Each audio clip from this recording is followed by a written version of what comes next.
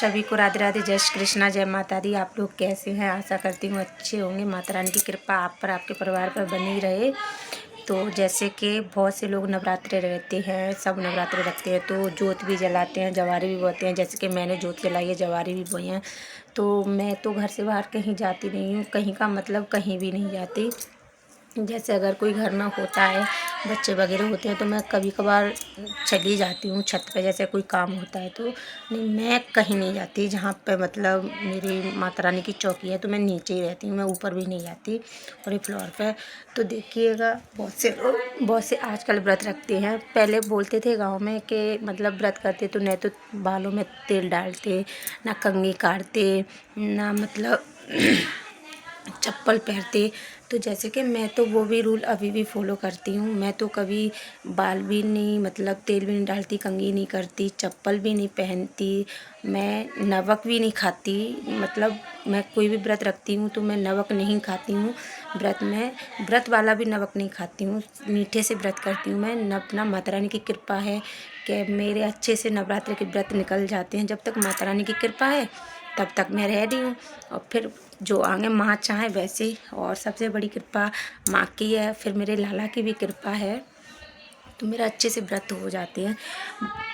तो बहुत से लोग कहते हैं, तो देखिएगा जैसे हमसे हमारी श्रद्धा होती है वैसे हमारे अंदर शक्ति भी आती है, वैसे हमारे अंदर शक्ति भी आती है।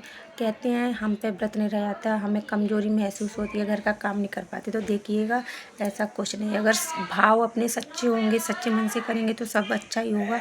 और मेरा है, जैसे मेरा घर का काम है तो मैं घर का काम भी करती हूँ, बच्चों भी है और हस्बैंड ऑफिस भी जाते हैं तो सुबह का नहाना धोना जो हो जाता है, सबसे पहले मैं बच्चे को और हस्बैंड के लिए लंच बनाती हूँ। क्योंकि मेरे हस्बैंड 6:30 बजे ऑफिस निकल जाते हैं। मैं कितनी भी जल्दी जगूँगी तो 6:30 बजे तक मैं सेवा करके पूजा करके मैं लंच नहीं बना पाऊँगी। तो मेरा पहला लंच ही रहता है घर का, जब मैं सबसे पहले नहा के लंच ही बनाती हूँ। उसके बाद मैं पति देव को भेज देती हूँ ऑफिस, उसके बाद ही मैं सेवा करती हूँ।